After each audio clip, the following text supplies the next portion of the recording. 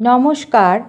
আজ আমি আপনাদের ঠাকুরের পার্শ্বদের সম্বন্ধে কিছু অজানা কাহিনী শোনাব।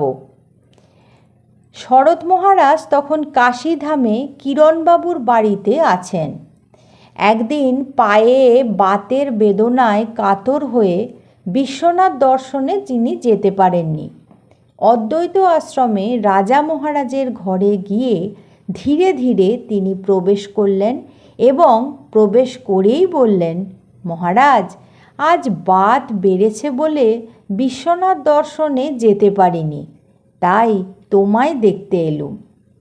তার এই মধুর গম্ভীর উক্তিতে শ্রোতা সাধুর মনে হয়েছে মহারাজকে শরৎ মহারাজ বিশ্বনাথ বলেই জানতেন। হরি মহারাজ তখন কাশী সেবাশ্রমের অম্বিকা ধামে।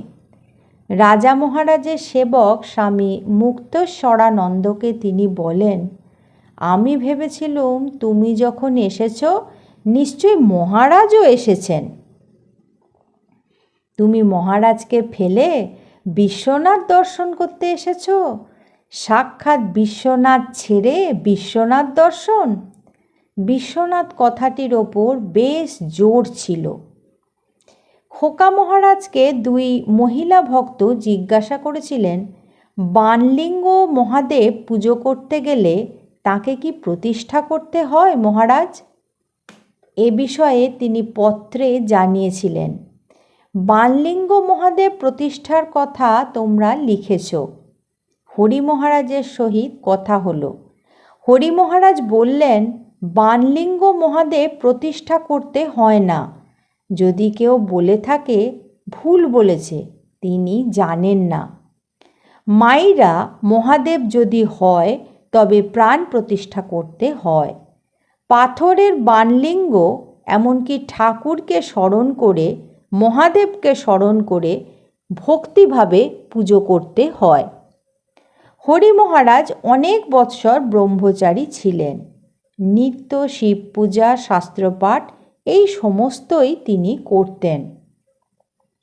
বাবুরাম মহারাজ একবার পত্রে স্বামী বিবেকানন্দের আদেশ উদ্ধৃত করে লিখেছিলেন, সাক্ষাৎ শিব বাক্য, বিশ্বাস করো। নানা ঘাত প্রতিঘাতে ভারতে ত্যাগ ও সেবার ভাব লুপ্তপ্রায় হলে আবির্ভূত হয়েছিলেন শ্রী শ্রী ঠাকুর ও শিবাবতার স্বামী বিবেকানন্দ। একথা জানিয়ে তিনি বলেছেন, ঠাকুর বলতেন, ও মানে নরেন সাক্ষাৎ শিব, জীব শিক্ষার জন্য দেহ ধারণ করে এসেছে। আমার ইচ্ছা স্বামীজির পূর্বাশ্রমের বাড়িটি কিনে নিয়ে ওইখানে একটি শিব মন্দির, একটি সুবৃহৎ নাট মন্দির বা হল ও লাইব্রেরি প্রতিষ্ঠা করা। তিনি আরও বলেছেন, স্বামীজি একবার গিরিশচন্দ্রকে শিব সাজিয়েছিলেন। আহা, সেই সব কী দিনই গেছে। স্বামীজির শরীর যাবার সঙ্গে সঙ্গে সেই সব দিনও চলে গেছে।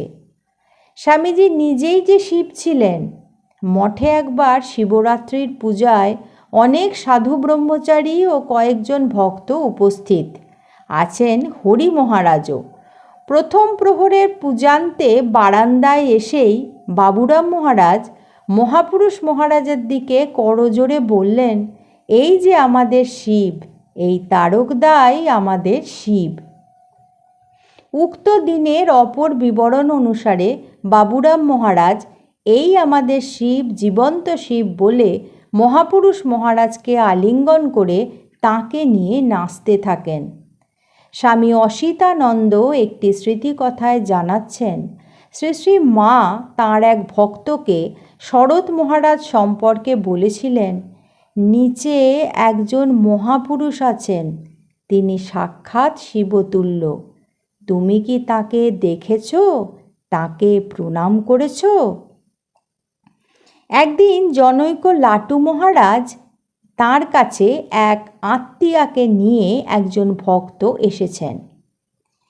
তখন লাটু মহারাজকে বলছেন, ওরে সাক্ষাৎ শিব, প্রণাম কর, সব পাপ ধুয়ে মুছে যাবে। এ কথা শোনা মাত্র লাটু মহারাজ হুঙ্কার দিয়ে উঠলেন। তিনি বললেন, শালারা সব কর্তা ভজার দল হচ্ছে রে, সবাইকে শিব দেখছে। আরে শিব কি ঝুড়ি ঝুড়ি হয়? শিব স্বয়ম্ভু। শালারা সব খোসা মুদে।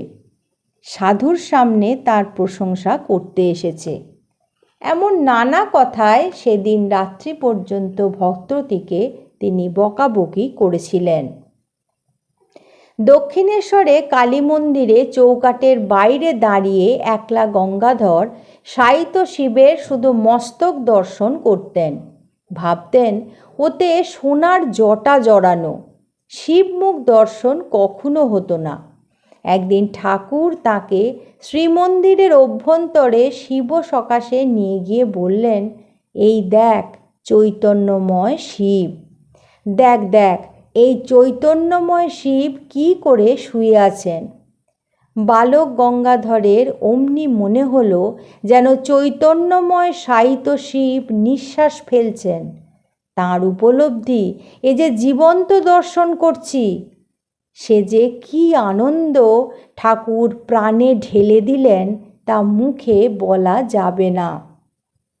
এটা অনুভূতির বিষয়। বহু পরে হিমালয়ের দশরথ কি ডান্ডায় পুনরায় তাঁর চৈতন্যময় শিব দর্শন হয়। সেই প্রসঙ্গে তিনি লিখছেন, হিমালয়ের নির্জনতম স্থান, অনেক ওপরে ছোট একটু থাকবার জায়গা। সেই ওপরে গিয়ে ধ্যানে মগ্ন হয়ে গেলাম। পেছন থেকে ঠাকুর এসে দেখাচ্ছেন চিন্ময় হিমালয়, শিবের ওপর মা কালীর নৃত্য। নিরঞ্জন মহারাজ শেষ জীবনে কাশী ছেড়ে কঙ্খলে দক্ষেশ্বর মন্দিরের দক্ষিণ দিকে গঙ্গা তীরে এক ঝুপড়িতে থাকতেন। সতীর আত্মবিসর্জনে যজ্ঞস্থল ছেড়ে তিনি কঙ্খল আশ্রমের সেবা শুশ্রূষা নিতে অস্বীকার করেছিলেন। বিজ্ঞান মহারাজ কাশী সেবাশ্রমের ওয়ার্ড তৈরি করতে গিয়ে পথ দুর্ঘটনায় পড়েছিলেন। পরে রাত্রিতে স্বপ্নে শিবের দর্শন লাভ করেন। প্রশান্ত মূর্তি, জটা জুটোধারী, হাসি মুখে দাঁড়িয়ে। বহু পরেও তিনি এলাহাবাদে এই রূপটি দেখতে পেতেন। তার সাথে কথা বলে আনন্দ পেতেন। কণ্ঠে সর্পহার, শুভ্রকান্তি মহাদেবকে, জটা জুটোধারী মহাদেবকে তিনি দেখেছিলেন বিরাট পুরুষ রূপে তার সামনে দাঁড়িয়ে আছেন। কাশী অদ্বৈত আশ্রমের দোতলার ঘরে শিব ও শ্রীরামকৃষ্ণ দর্শন করেন মহাপুরুষ মহারাজ। সৌম্য শ্বেতকায় পুরুষ, জটা জুটোধারী, ত্রিনয়ন সুন্দর কমনীয় মূর্তিতে দেবাদিদেব দণ্ডায়মান। তার দিব্য কান্তিতে চারিদিক আলোকিত। তার সকরুণ চাহনি দেখা মাত্রই তিনি গভীর ধ্যানস্থ হয়ে খুব আনন্দের মাঝেই দেখেন মহাদেব ক্রমে বিলীন হয়ে তাঁর স্থানে শ্রীরামকৃষ্ণ দাঁড়িয়ে সহাস্য বদন, হাত দিয়ে ইশারা করে কিছু কথা বলছেন মহাপুরুষজিকে। এই দর্শন সম্পর্কে তিনি পরে বলেছিলেন, তিনি আর কেউ নন, সাক্ষাৎ বিশ্বনাথ নেমে এসেছিলেন। মহাসমাধির পূর্বে যোগেন মহারাজ শ্রী শ্রী মাকে জানান ব্রহ্মা, বিষ্ণু, শিব এবং শ্রীরামকৃষ্ণ তাকে নিতে এসেছেন। তিনি বিষ্ণু, তিনি মহেশ্বর। আজ এই পর্যন্তই। পরবর্তী পর্বে আমি আপনাদের এই রকমই কিছু ঘটনা বা কাহিনী শোনাব। ঠাকুর, মা স্বামীজি আর আমার গুরুদেবের চরণে আপনাদের সর্বাঙ্গীন মঙ্গল কামনা করি। আপনারা সকলে ভালো থাকুন, সুস্থ থাকুন। নমস্কার।